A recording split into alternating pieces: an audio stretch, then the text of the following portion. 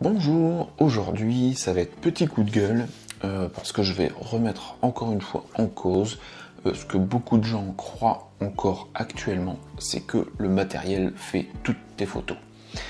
Alors malheureusement, il y a encore beaucoup de personnes, alors que je vais considérer comme spectateurs, qui ne connaissent pas forcément grand chose à la photo, mais aussi des photographes qui pensent que plus on va avoir du matériel qui va être cher et meilleur nos photos seront. Alors je vais t'expliquer, je vais reprendre un petit peu différents points pour te montrer et t'expliquer que non, le matériel ne fait pas tout et que une bonne part c'est uniquement la personne qui va décider et faire son image. Alors depuis un moment, tu sais, parce que je te le répète très souvent, c'est que je t'invite, quand tu débutes, à utiliser du matériel d'entrée de gamme. Et je t'avais même donné des prix, et je t'avais dit que pour moins de 1000 €, tu pouvais t'équiper. Alors oui, c'est déjà une somme, je le conçois, mais entre dépenser moins de 1000 € et à ce que ton matériel te coûte un bras, donc un bras pour moi c'est déjà au-dessus de 3000 €, moi je pense que le choix va être très rapidement fait. Après, il faut replacer aussi les choses.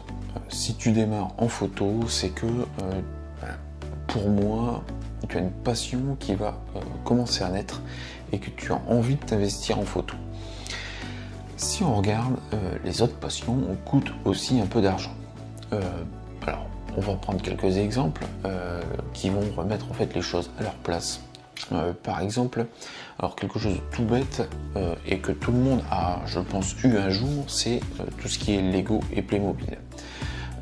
Quand tu commences à acheter des Lego et des Playmobil, il y a des gens qui aiment ça et qui vont acheter pour construire des choses et les avoir chez eux, et c'est une passion qui naît. Les Lego, ça coûte quand même relativement cher. Les Playmobil, c'est exactement la même chose. Et ça, je peux t'en parler parce que j'ai travaillé avec l'un des plus gros collectionneurs d'Europe. Et lui achetait des Playmobil à coût de plusieurs milliers d'euros. Et d'ailleurs, il avait monté une société pour lui faire des expositions. Alors, même si tu n'es pas dans ce cas-là, que tu es juste un passionné, eh bien, ça va te coûter de l'argent. Par exemple, du modélisme. Le modélisme, ça va coûter aussi un peu d'argent. Tu vas être obligé d'acheter des choses, des pièces, tu vas acheter des choses à construire, et puis quand tu l'auras fini, tu vas en racheter d'autres. Du scrap par exemple. Le scrap, même si y a des choses qui ne coûtent pas très cher, tu vas acheter un petit peu, et puis tu vas racheter à côté, et tu vas racheter à côté, peut-être une machine, et plus le temps va passer, et plus ça va te coûter de l'argent. Si tu veux te lancer dans la cuisine c'est pareil, ça va te coûter de l'argent, un minimum. Il va falloir que tu achètes tes produits, tes consommables. Il va falloir que tu achètes tes ustensiles, tes casseroles. Il va falloir que tu t'équipes dans ta cuisine. Et ça va te coûter de l'argent. Alors, pourquoi dans ces passions, tu ne pourrais pas donner de l'argent, enfin, dépenser de l'argent, et que en photo, ça serait pas pareil? Alors, bien sûr, moi je t'indique qu'il faut démarrer doucement, petit, et que ça va te coûter moins de 1000 € pour toi commencer. Alors oui, effectivement, ça coûte un peu d'argent. Alors, la photographie, dans tout ça, ce qu'il faut bien se dire, c'est que pas que ça te coûte un bras, oui, forcément, tu peux faire de bonnes images, de belles images et de bonnes images qui fonctionnent avec du matériel d'entrée de gamme. Je pense qu'il faut qu'on arrête. Le matériel d'entrée de gamme est déjà très perfectionné. Il suffira juste que tu te bouges un peu plus les fesses avec l'entrée de gamme qu'avec du matériel plus professionnel ou du matériel expert. Ça, c'est un fait. Remettons un petit peu les choses à leur place. C'est que pour toi faire une bonne image, pour toi savoir exposer une photo, il y a juste quelque chose à savoir, et ça depuis que la photographie existe, donc la photo existe depuis 1826, c'est exposer une image. Exposer une image, il n'y a pas 36 manières de le faire. Alors, actuellement, on a la vitesse, on a les ISO et on a l'ouverture. C'est le triangle d'exposition qui va te permettre d'exposer correctement ton image. Et ça, peu importe que tu aies un matériel d'entrée de gamme ou du matériel expert ou pro, ça sera exactement la même chose. Si tu ne maîtrises pas ça, eh bien, tu pourras avoir un matériel le plus perfectionné possible, eh bien, tu n'arriveras pas à faire tes images. Parce que tu ne sauras pas régler ton appareil, tout simplement. Alors, c'est quoi cette différence entre du matériel entrée de gamme et du matériel plus perfectionné et donc plus cher? Eh bien, c'est simplement, en fait, alors, moi j'ai toujours l'habitude de comparer en fait un appareil photo comme un ustensile. C'est comme en cuisine, c'est un ustensile. Tu te sers de ton appareil photo pour construire en fait tes images. Et donc, entre un entrée de gamme et un expert, par exemple, ou un matériel pro, c'est simplement la technologie à l'intérieur de ton appareil photo qui va te permettre de réaliser plus facilement tes images et d'obtenir plus facilement ce que tu as envie.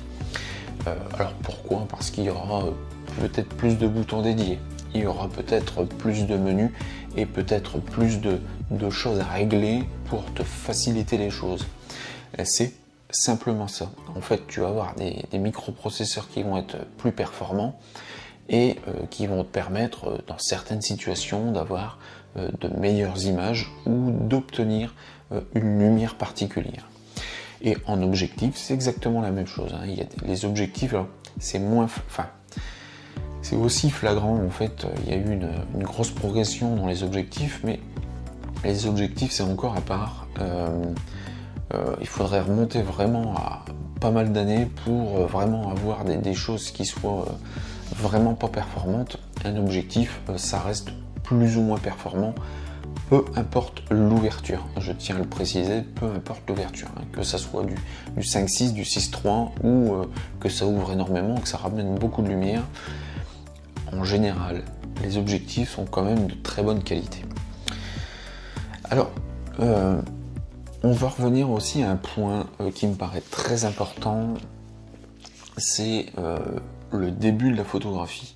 En fait, la photographie n'existe pas depuis si longtemps que ça, ça fait moins de 200 ans que la photographie existe en tant que telle. La première photographie a été réalisée par Nicéphore Niepce en 1826 et il l'avait fait de chez lui et c'était vraiment des choses sommaires. C'était juste une chambre noire avec une plaque d'étain où il y avait eu du bitume qui avait été coulé parce que ça réagissait à la lumière, et c'est comme ça qu'il avait réussi à faire sa première image, alors en tous les cas une première image officielle qui a été reconnue en tant que telle. Ensuite, la photo s'est un peu démocratisée parce qu'il y a eu beaucoup d'évolution, il y a eu des créations et des essais qui ont été faits, et la photo s'est démocratisée à partir de 1839. Alors moi je vais prendre juste les exemples des plaques de verre par exemple. Donc ça a été entre 1850, alors principalement entre 1850 et la fin du 19e, donc le 1900. Alors, je pense que tu as déjà vu, en fait ce sont des grosses boîtes en bois où on insérait, donc ce sont des chambres noires, et ce sont des endroits où on insérait en fait des plaques de verre. Donc il y a eu deux grands types de plaques de verre. Alors, la première c'était, la plupart du temps on appelait ça des ambrotypes.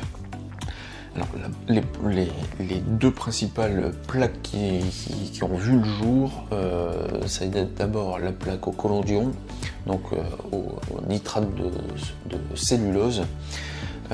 Donc ce nitrate de cellulose était dilué dans de l'éther et de l'alcool.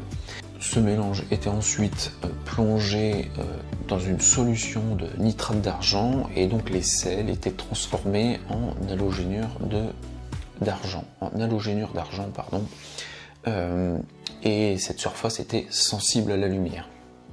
Alors c'était très compliqué parce que il y avait un processus Alors à la fois long et très rapide en même temps.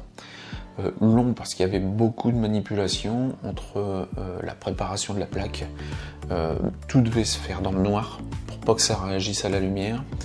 La plaque devait être transportée dans la chambre noire, installée toujours dans le noir. Ensuite, elle devait être exposée un certain temps. Donc ça, c'était des calculs qui étaient faits, des essais qui étaient faits pour connaître le temps d'exposition.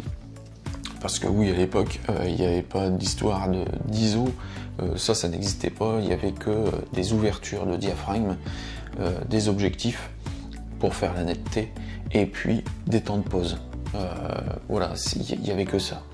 Donc c'était principalement sur la longueur de la pause.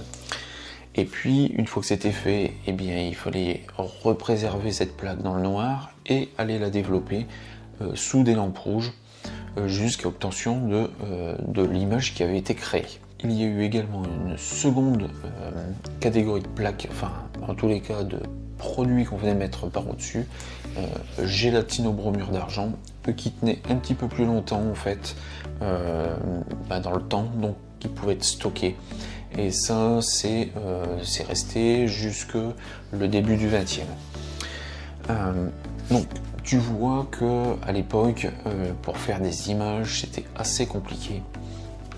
Et d'ailleurs, je te mettrai en fait dans le lien, dans la description, le lien d'une vidéo où il y a toujours, alors je crois que ça doit être un Allemand qui fait des ambrotypes. C'est juste génial et il a un matériel qui est extrêmement gros parce qu'il fait du paysage. Et franchement, c'est vraiment génial de voir cette méthode. Ça met franchement une claque parce que nous actuellement, c'est vrai que on pleurniche souvent parce qu'on n'a pas assez de netteté sur les photos, parce que les boîtiers ne montent pas assez en ISO. En fait, on a toujours quelque chose à dire, à se plaindre sur nos boîtiers, alors que je crois très honnêtement que les premiers photographes, s'ils revenaient à notre époque, qu'on leur mettait un boîtier d'entrée de gamme dans les mains, je crois qu'ils seraient complètement désabusés déjà. Ils se demanderaient où ils sont tombés, et je pense qu'au final, ils nous diraient mais en fait, c'est pas de la photo que vous faites, c'est juste déclencher, c'est juste appuyer sur un bouton, en fait, votre appareil il fait tout. Donc là, c'est vraiment une bonne prise de conscience, comme quoi en fait franchement on n'a pas à se plaindre et que nos boîtiers, on a vraiment du matériel très très performant.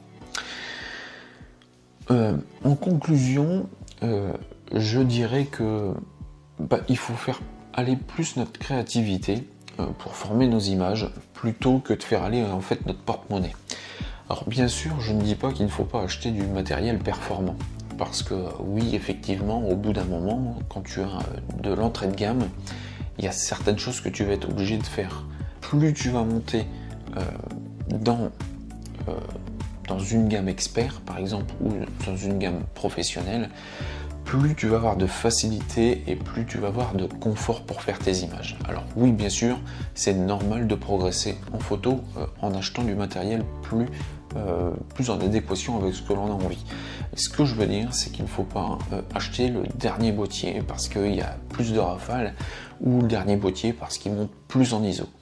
Je crois qu'il y a un moment, je pense qu'il faut vraiment arrêter et se concentrer sur son matériel et se dire que on peut réussir en travaillant à faire de bonnes images.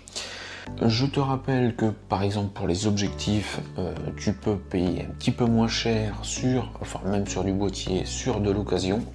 Il y a de très très bonnes occasions que tu peux trouver. Et puis il y a aussi des objectifs qui sont non stabilisés et où tu dois faire ta mise au point manuellement. Il n'y a pas d'autofocus automatique, donc tu es obligé de faire ta mise au point manuelle. Et ce sont des objectifs qui te coûteront forcément un peu moins cher.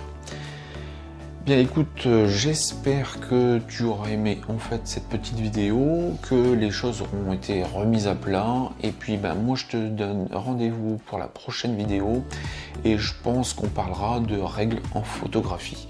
Là aussi je vais essayer de démonter un petit peu ce qu'on a essayé de me faire croire. Et bien moi je te dis à la prochaine, salut!